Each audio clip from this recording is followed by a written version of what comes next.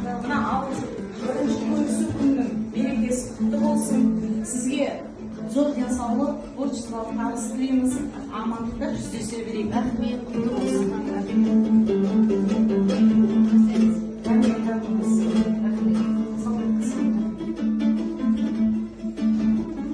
Өте дәмді пісіріпсіздер.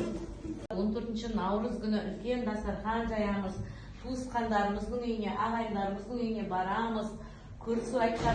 Елге қызмет ете беріңіздер. Еліміз аман, жұртымыз тыныш болсын. Қияласын періште, үй аласын, бақ берсін, бас берсін, өміріңе ұзақ жас берсін, кетпесін ырыс кем бейіл берсін. Аумин. Ауыз берекеті құтты болсын. Рахмет.